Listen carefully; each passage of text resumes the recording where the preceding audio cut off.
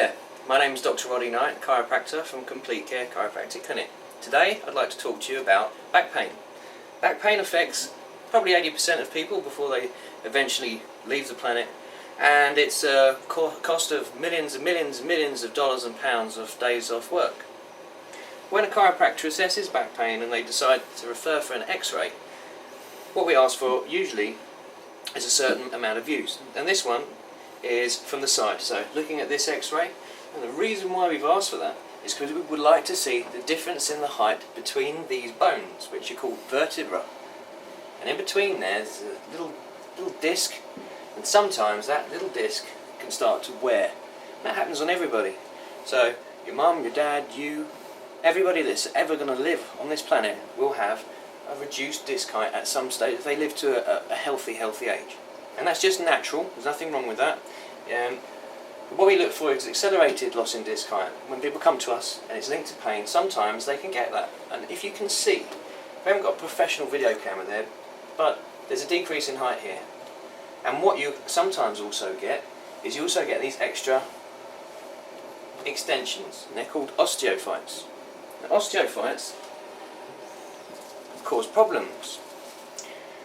And this is an example of an osteophyte, as it juts out here from the bone, instead of being nice and smooth. And at the top you can see, in this particular example, you've got a nice healthy joint segment, a nice bulbous cushioning brake pad like disc absorbing the shock in the spine. But then later, or through an injury, you can get this decrease in disc height. You can get these osteophytes that grow, which are bad. You can get, the disc there is a little bit decreased, and at the top you can see it's just starting to leak here, and within the disc space, and this nucleus is really pushing on the actual spinal cord. And these are just examples, it's not what actually happens to everybody. It's just for the purpose of showing you what we look for in certain things. So that's one view. The other view sometimes can show us other problems. So if I take this down and we put up another view, and this is a really interesting one, particularly because when you go to the radiograph, a radiologist, and they put you in your position for an X-ray, what they'll do is they'll make sure that your body is completely level, as much as it possibly can be.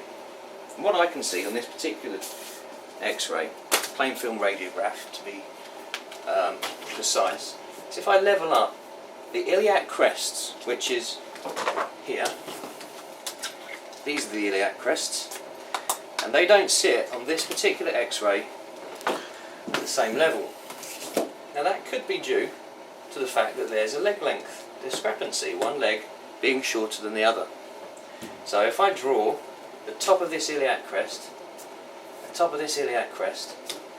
and I measure it, I'll probably find that it's above 5 millimeters.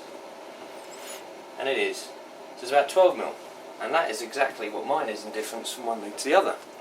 My way of correcting that was to put a heel lift in. It's just a foam wedge, it doesn't cost much. You can go to a podiatrist and you can get assessed and they can check out your biomechanics.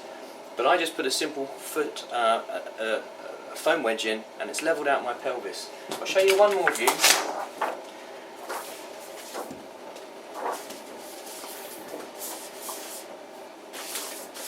Look at it once more. On this one, this is a fresh, unmarked spine or lower back X-ray. We'll mark it again, so we just level it up, put the straight edge square.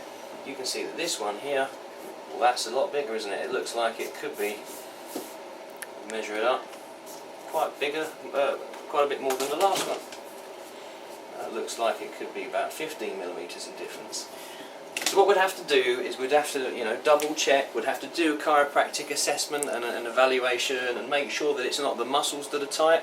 One of the muscles that it could be is the psoas muscle. It's responsible for making the pelvis appear unlevel. So the psoas muscle usually goes from about the 12th thoracic or the first lumbar segment, courses through where your abdominal contents and everything, it just goes right through there like a pyramid, attaches to the top of the hip joint.